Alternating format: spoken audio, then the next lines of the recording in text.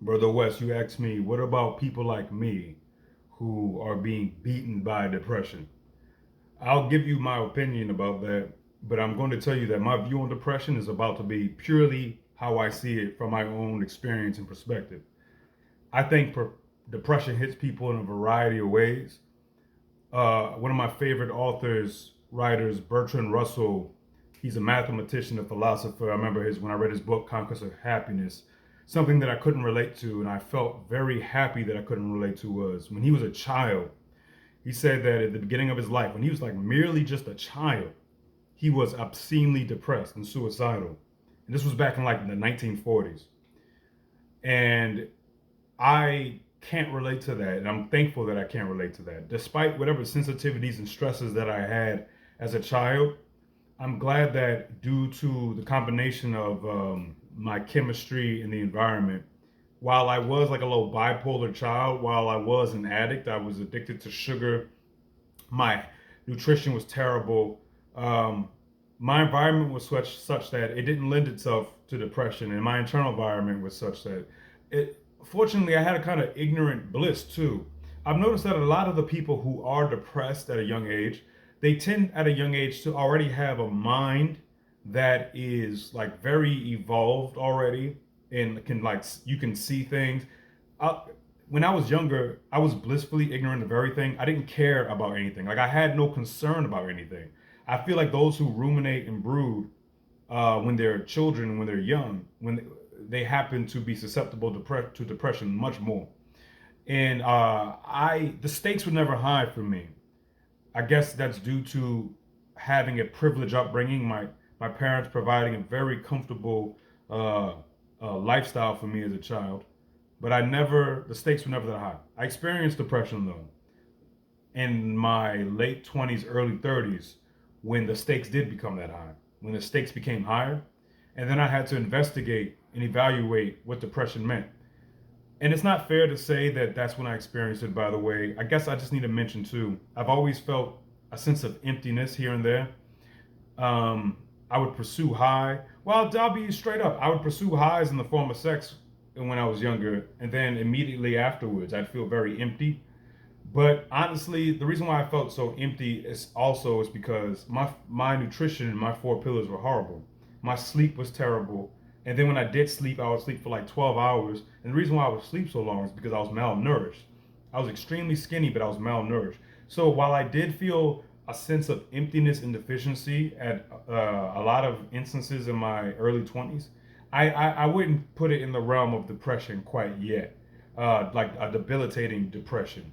There was still something hopeful there. There was still a kind of energy that was gifted to me in those instances later on. My system was still very tolerant of kind of internal instability. But when my system became less tolerant of it, and I felt the full wave of depression, I felt it on and off for several years. I had to investigate it, and I had to evaluate it, and I had to understand like what was going on. Like what is this depression thing? I will never tell a person who's depressed or who's suicidal. I never judge them, and I never look at them funny because I am them.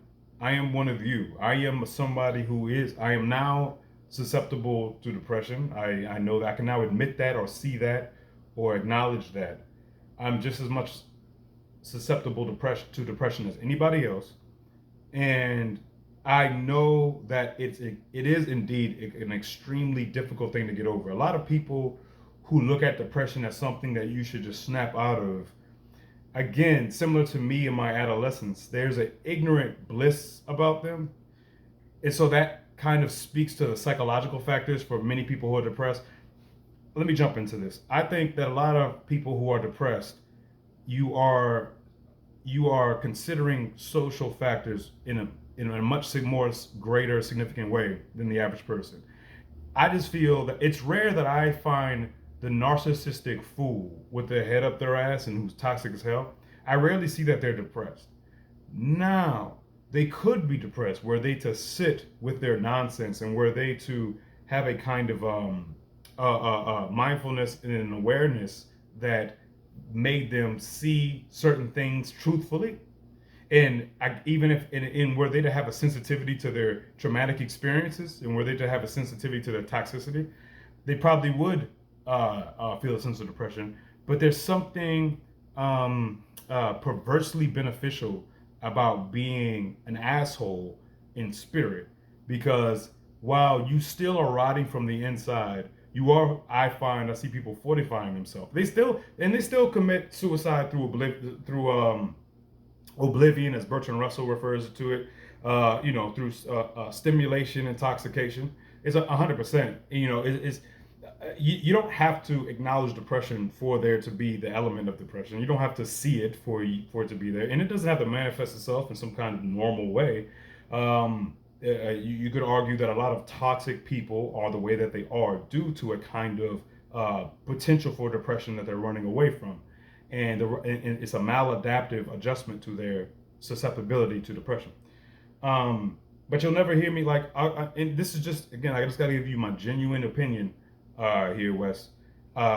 When Anthony Bourdain committed suicide, I wasn't confused. I didn't think it was crazy.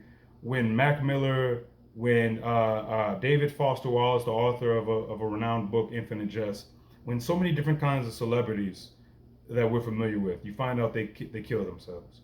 I do not think less of them, and nor am I confused as to why they did it. I think and this is not some kind of high and mighty. I understand why people commit it. I think it's a blessing if suicide has never crossed your mind. I think it's a blessing if you've never been in that dark place, and nor if you needn't be, then don't. There's nothing cool about it. There's nothing romantic about it. There's nothing like sexy and interesting about it. Although a lot of interesting people tend to be the most depressed. I'm sorry, like a lot of the most awesome intellectual cerebral people tend to be the ones susceptible to depression. And I believe it's because of a constant acknowledgement of things, a pathological acknowledgement, and a pathological consideration of some things. Because I do believe that for those of us who our minds are constantly going and ruminating and brooding and thinking about things, we have to engage in the practice of turning our thoughts off, because you don't realize that your thoughts are an ongoing thing. And so I think one of the things that does cause a sense of depression is a ceaseless, ongoing movement of thought. I really do believe that. I believe that for many of us, not for everybody, because a lot of people naturally, they're not constantly thinking in any kind of profound way. Now, and I just want to make this straight. The ruminator, the brooder, I'm not saying that person is necessarily more intelligent than the person who's not ruminating and brooding. I think it is what it is. It's like somebody who's constantly working out their arm and their bicep to where the bicep eventually tears. It's like, hats off to you for that kind of work ethic to where you're constantly trying to work out, but you worked out to the point where you've now hurt yourself.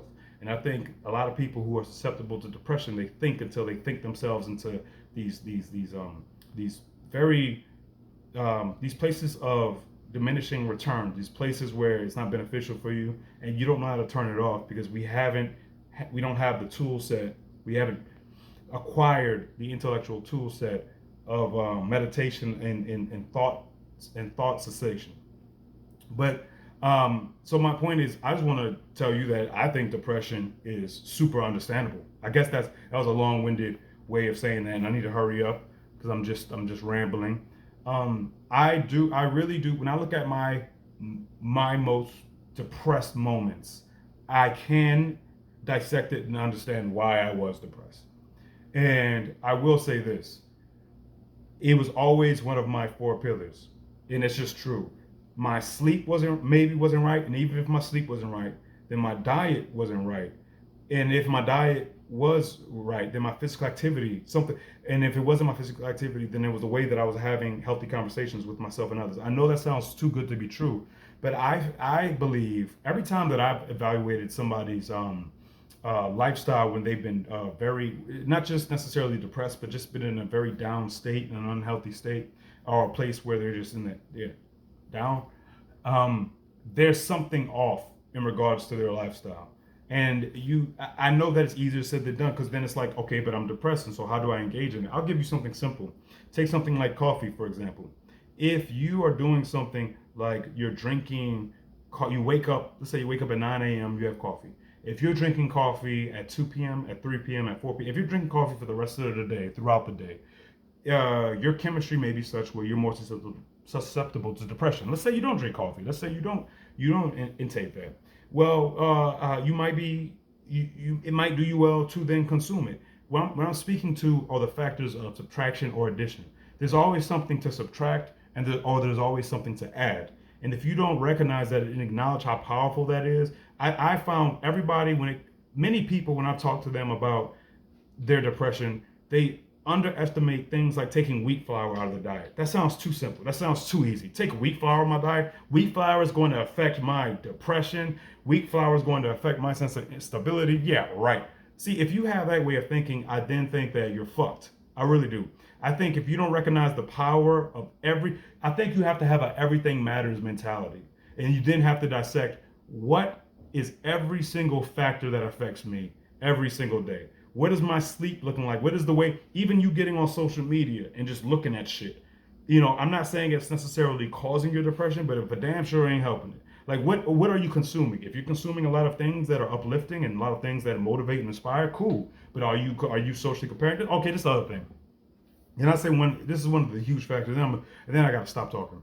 This factor right here that I'm about to mention was probably one of the hugest factors when it came to my depression was a social consideration. I realized at my most depressed state, in my early 30s, I asked myself, if nobody else existed in this world and I was the only one, like just take everybody out, would I be this depressed? And the answer was no. The answer was no. And I was like, okay, why is that? And I was like, I realized it was these stakes in my head in relation to the other people in my life or in relation to just other people in general. My mind was taking them too seriously. My mind was making them way too much of a factor in who I was and what I wanted and where my health was and where my sense of happiness was. My sense that they were way too much of a factor. People were way too much of a factor in my sense of self. And I realized, I was like, oh my God. And that's when I declared war. You saw me when I made all those dancing videos. One of the reasons why I had those videos years ago when I was recording myself dancing, that was my declaration of war. I was really doing it even when I still dance with the cameras off. Like the cameras don't need to be on me. But the reason why I posted it was because I felt a sense of self-consciousness about it. And I told myself, fuck that.